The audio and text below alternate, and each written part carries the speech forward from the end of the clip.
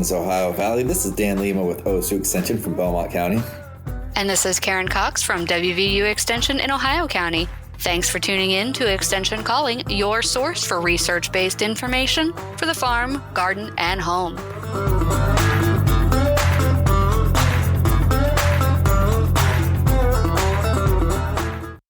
Hello, Karen. Hey, Dan. Welcome to March. Right? Oh my gosh, it's already March. I had to turn the calendar to record this session. I feel like every show welcomes us to a new month. That's how fast it feels like it passes. Time is flying by, and it's seed starting time. It's calving season. Things are really ramping up on the farms. And there's also the West Virginia Small Farm Conference. There's the Ohio State Small Farm Conference. There's the Appalachian Grazing Conference. There's so much going on right now. It's hard to keep up. There is. And you know what I love? You know how like the weather channels have people sending in pictures and stuff, and you can kind of you see the transition of the seasons like by the pictures that people send in. Well, we just went from snow to flowers. Right? Yes, we did. My daffodils are in full bloom. Yeah, exactly. Those bulbs, I like the early bulbs even. Yeah, snowdrops and daffodils and crocuses, and even some of the early irises are up.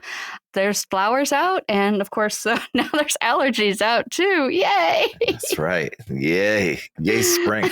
As much as I have really bad allergies, but that's still, spring is just so nice to have. It is. I am looking forward to it. But now, flowers. Now flowers. All right. And trees.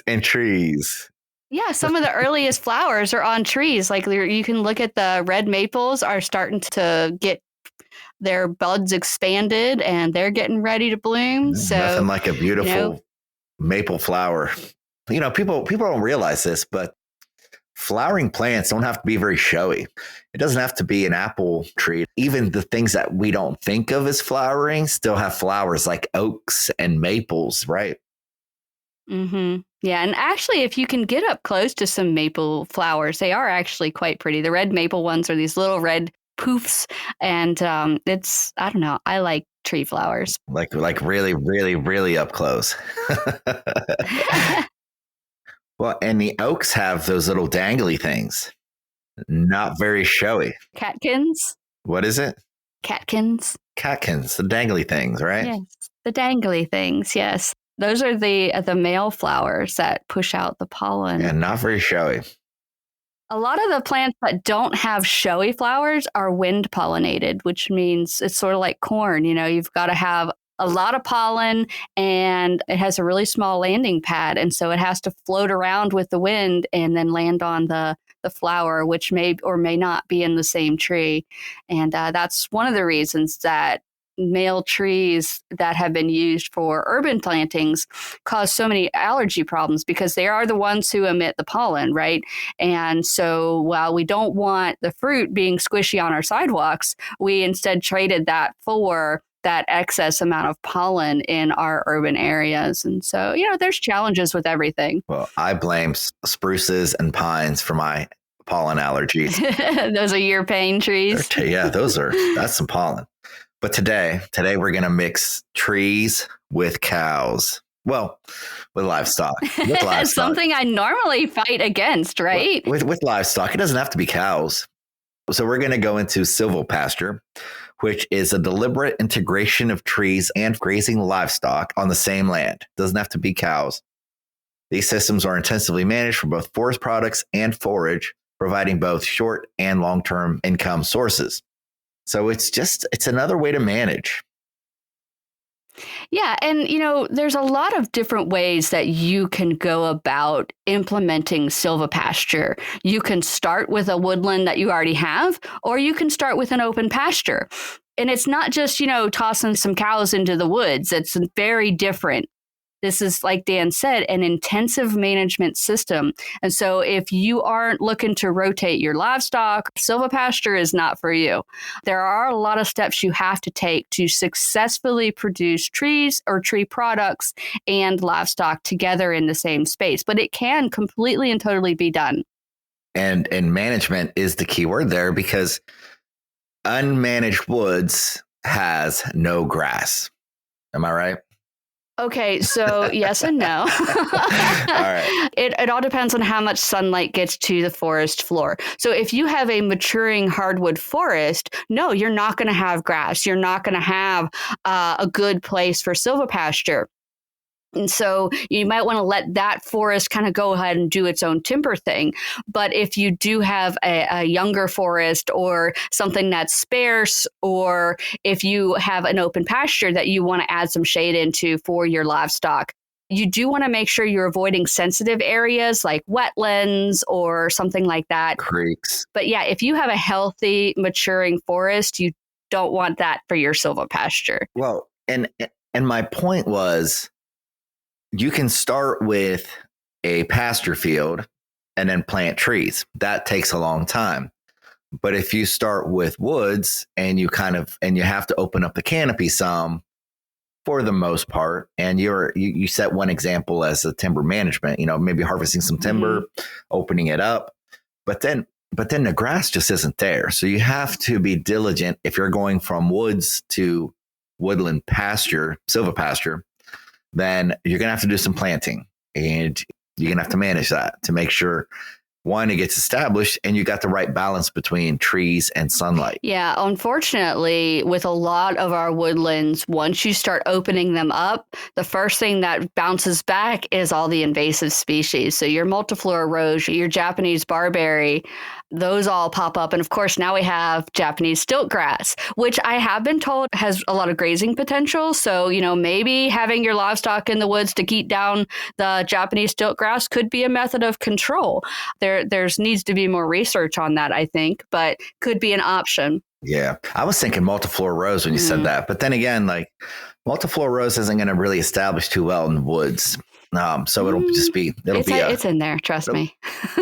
it's an invasive down the road when you don't want it. If there's any sunlight getting to the floor, you will have multiflora rose. So a lot of times, if you have a tree that fell and opened up the canopy, you'll get that intrusion. But if you are getting some goats and you're going to have some goats going through, goats are really good at keeping multiflora rose under control. And so there's a lot of things you can do to manage what you have by using the livestock to take action for you. Have them do the hard work, like invasive species removal. But you have to go through your property and know what you have first. So step one, if you are going to be adopting a silvopasture program into your woodland, you need to do a forest inventory. You need to learn what you have and what are the potential impacts you could have as a result of opening that canopy by removing some of the trees that maybe aren't the best quality trees, or what trees you should be removing. Like, what is your end goal for your silvopasture? What do you want to manage for? Do you have a bunch of walnuts and you want to start collecting nuts? Do you have an orchard? And you got to be careful with some things, if you have oak trees, right, and you're doing acorns, cows eating acorns can lead to some problems with the rumen and everything. So yeah, again, there's that management piece. So yeah, you've got to have them in and out in certain times of the year. Exactly. If they eat a couple acorns, it's okay. Yeah. But if they're in there when the trees have their bumper year, which would, depending on the tree, it could either be every year, every other year, or every 3 years, depending on the tree. And you did mention goats, right? But goats also have a drawback. Mm-hmm. They can strip the bark off young trees. Mm-hmm. So are you trying to establish anything? Are you just opening it up and trying to get the grass to grow? But even just trying to get the grass to grow, you might not be able to put the animals in there that season at least. Maybe even, maybe a couple years even to get good grass growth. Right. It just takes some management. And so we're going to be going over some of the key points that were put together by a gentleman from Cornell University who is their silvopasture specialist. Steve Gabriel. right? So he has a article called The 6 Key Principles for a Successful Silvopasture. And we've already gone over a couple of them, such as silvopasture can be established in existing woodlands or trees or can be brought into the pasture. So let's move on to animals are matched to the land type and the stage of succession. Succession is basically the transition of plants based on how long plants have been in an area. So the amount of sunlight that's getting to the soil level. You first start off, you're going to have grasses and maybe some forbs. Then you're going to move into some small shrubs, your brambles, and then it's going to move up to small trees and larger shrubs, and then it's going to move up to larger trees. And this is all a result of how much sunlight is getting to the forest floor, because those different amounts of sunlight are going to trigger different seeds. And, we've talked in the past about weed control by making sure no sunlight is getting to those seeds, those weed seeds. Well, this is kind of the opposite thing. Where different amounts of sunlight, whether it's mottled sunlight or pure sunlight, or, there's no sunlight, like when we're looking at a beech forest, you have to match the animals that you want to graze to that stage of succession in order to not only make sure that the animals are getting the nutrition that they need, but also that you're not damaging that landscape. They can do a lot of harm to the landscape, but they can do a lot of good too. That's right. When you said beech forest, you're not talking about a coastal forest in Florida, right? Absolutely not. No, but there are those things. There's a very different management than what we're talking about. Yeah. So exactly. How do you want to do this, and what are you trying to manage for? I think a concept that we have to grasp here is it's harder to manage for two things than it is to manage for one, because when you're trying to establish trees or even keep trees healthy and getting the grass to grow, mowing's going to be harder. Tree protection might be something that you have to do. We talked about the goats and things and how they like to strip bark off trees. Mm-hmm. Large animals, small trees don't always mix well either. Yeah, because you have to consider the weight of those cattle, and they can really compress the soil. They can damage tree roots and can easily destroy a young tree. You will have to keep cattle away from your young trees as they're getting established. And soil testing is a big one that we always harp on, especially with pastures and hayfields. If you have trees there, you're going to have to kind of balance things up a little bit. Trees might like it a little bit more acidic, slightly acidic, just grasses might like it slightly acidic too. But I think it gets tricky when you want to start incorporating legumes in there, because legumes like it more neutral, your clovers and your alfalfa. So you're going to have to start thinking about, the best way to kind of manage everything for the best results. And it just takes a little bit of foresight and a little bit of adjustments. You can't just do what's good in one situation without considering the other aspect of the management system, which is trees and grasses. So it does take a little bit more thought. I can't imagine it's less work. Well, but it shouldn't necessarily be more work. It just takes a little more planning, because you're managing for 3 separate lines. You're managing for animals, you're managing for trees, and if you're raising animals that eat forage, you're raising forage. Okay, so you have your grasses, your trees, and your animals that you're all managing for. But when you think about how your sales are going to generate revenue for the farm, those trees are going to take a lot longer. Your livestock can give you that annual return, that continual cash flow for the farm. But your trees are going to take a little bit longer, but they could have the potential for giving you a much larger return when they are ready to yield either their product, their fruit, their nuts, or the timber. But also keep in mind that those trees have a lot of other benefits to them. So they're going to provide resilience to climate change. They're going to increase your carbon sequestration, which may make you eligible for funding some practices to get more carbon out of the atmosphere. There's a lot of programs out there for that now. You're improving your water quality by reducing your farm runoff. You are improving your soil health as compared to open pastures, because the tree roots do add a lot of enzymes to the soil, which attract more of those microbes that break down those heavy metal, not the heavy, well, yeah, heavy metals and other things. You're preserving that wildlife habitat, biological diversity, which means that you're going to be more resilient to potential influxes of invasive pests. You're also helping to create that rural social economic development by diversifying the different jobs that are available. And of course, you're also producing local meats, which we all appreciate and love. And so there's a lot of opportunity, but you do need to be careful about it. So speaking of diversification, let's talk about how some animals might give you certain issues with the succession that you were talking about, as far as the transition from one type of habitat to the other. In this case, pastures, forest, blending. So we talked about cows. Cows are large animals.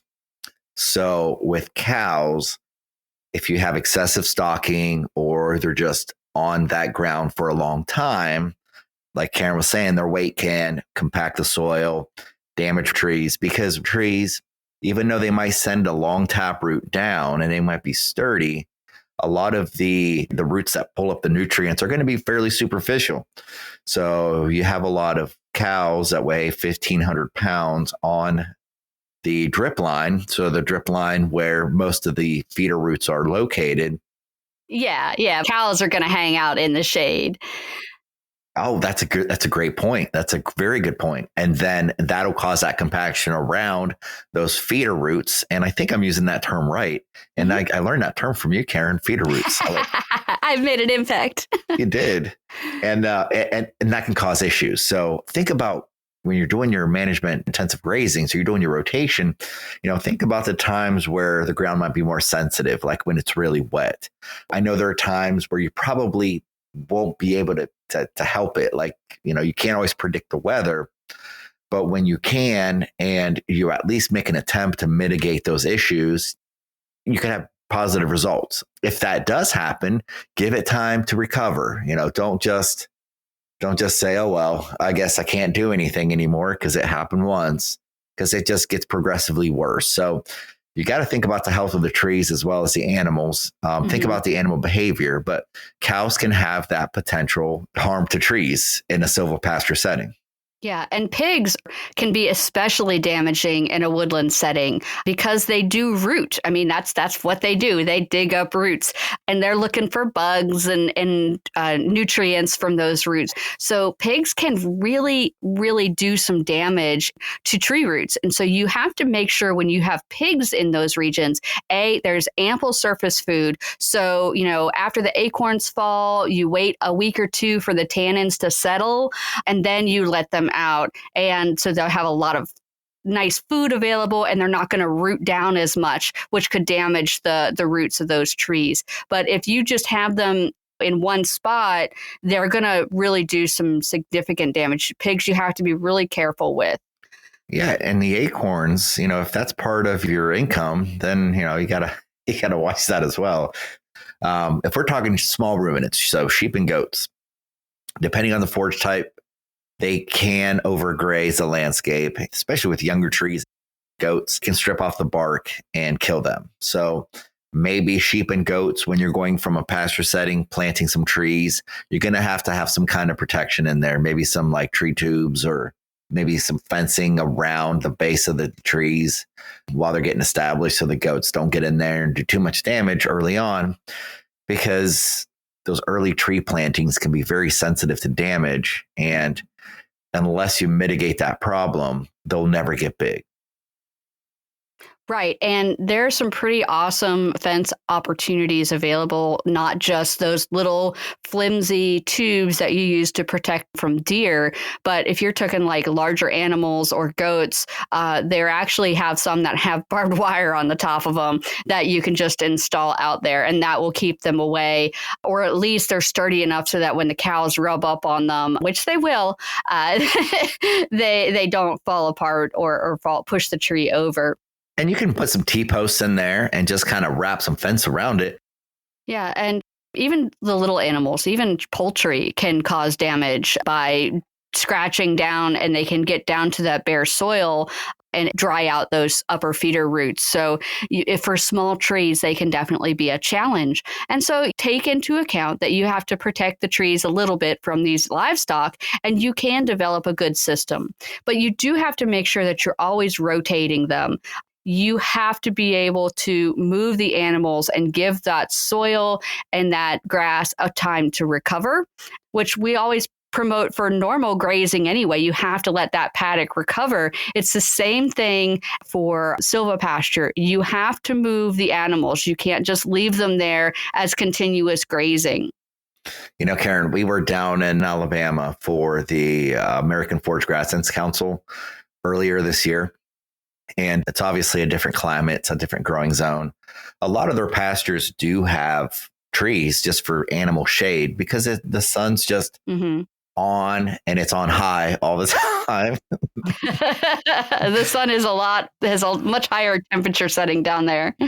So it is kind of an accepted practice to have trees in a pasture field. We don't see that as much as in Ohio, but one of the things that they were doing as well is utilizing some annual forages to get extra feed in silvopasture.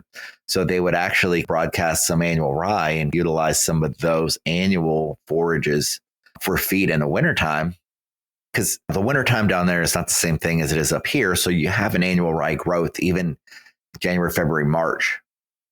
In fact, it does really well in there. Obviously, it kind of probably slows down when it gets closer to freezing, but it doesn't do that very often that far south. But they were able to get some good quality feed in a tree setting by utilizing a vigorous, hardier annual crop than perennial grasses. So it was interesting. That leads right into my next point, which is making sure that your plants are matching your particular soil type, your microclimate for your farm. But you should also try to find trees that serve multiple functions. So you have a tree, you might want fruit or nuts, or maybe you want tree or timber. And so all of those different crops are going to change the time turnaround before you actually get a return from them. So fruit trees, you're looking 3 to 5 years. Nut trees, you're looking 5 to 10 years, sometimes 20 years, depending on the species and variety. But some, if you're looking for timber, you're going to be looking at 50 or more years before you actually get that harvest. So, that's something you're going to be planting for your grandkids or your kids to harvest. But there's a long history in Europe of coppice where you graze your sheep underneath and you harvest the timber or the wood products from above. So they basically top the trees, but in a certain way to help maintain production, and they let the roots sprout up to create new trees. But they use it for small timber products. So if you're doing paper production, fence posts, a lot of those things can be run through coppice production. And that's just another option. There's a myriad of available options for silvopasture, which is one of the things that makes it kind of challenging, because there's already so much to know and so much to try to figure out with your farm that adding this other type of crop in there could be an extra challenge. So you have to learn. You have to spend some time doing some reading and attending some programs like Appalachian Beginning Forest Farmer Coalition is a great group to get a hold of if you want to learn more about silvopasture or any type of forest farming operation. They're a great group for our region. There are a couple other forest farming groups, but for most of our listening area, the Appalachian Beginning Forest Farmer Coalition is a great place to start. Yeah, and you're talking about trees, and I did mention legumes and kind of that being a possible barrier, but there are trees that are legumes, same family, Honey locust is one example. So, honey locust is another way to kind of incorporate that whole legume grass balance as well. Just being creative, and you're going to have to be a little patient because it's not the most vigorous, fast growing tree. But if you want a fast growing tree that is a nitrogen fixer in the Fabaceae family, you're looking at black locust. Black locust is a very vigorous and very fast growing tree that also can fix nitrogen. Robina pseudoacacia. It is native to the Appalachian region, but once you actually get up into the northern climes like Wisconsin, it's considered invasive up there because it is such a vigorous grower. But in our area, it has its natural controls and it does just fine. So that is a great opportunity for you. And there's a long history in West Virginia of black locusts as property markers. So they would plant a black locust on the corner of the property because they never, even after they're dead, they don't decay. And they're really great for putting fence posts in because they have that natural chemical in them that resists the decay fungi that are out there. Yeah. So if you want to grow black locust fence post, then hey, there's your Silvopasture option right there. That's true. That's a good point. Yeah. And they do send a lot of suckers up too. So when you cut one down, you could manage for another. So many potential opportunities here. But again, it's going to take some thought. It's all about planning and patience. Like, where do you want to go with this? Definitely think about that, and think about how your income's going to look, not only in the next 3 years, but in the next 15 years, right? Working with trees is a whole different way of thinking. This is true. And like I said, patience is key. Trees are not your quick turnaround. And when you're looking at silvopasture, you're typically thinking about the different things that you can build into this landscape. Like willow might help reduce parasite loads in sheep, or shade trees are going to help your cattle milk longer. There's a lot of potential that you can build in, but you do need to have that plan in place. And so we do encourage you to reach out to some specialists. Unfortunately, a lot of universities don't have anyone on staff that work in this field of silvopasture. Cornell, Virginia Tech are two that I know that do have some, North Carolina State University. So there's a few universities, but do look out there. And like we've said in the past, there's a lot of misinformation on the internet that can lead you down some very dangerous paths. Make sure that you're vetting your information by either adding site.edu to your search function. So site:/.edu to reduce down to research-based information, and get involved with some of the organizations. They can also help guide you to good references, good resources, but don't believe everything you read online. Yeah, and not just on silvopasture. Thanks for listening to Extension Calling. This show is a collaboration between OSU Belmont County Extension Educator Dan Lima and WVU Ohio County Extension Agent Karen Cox. If you'd like a transcript of this show, contact us at the office. Also, let us know if you enjoy the show by ranking us on your podcast app.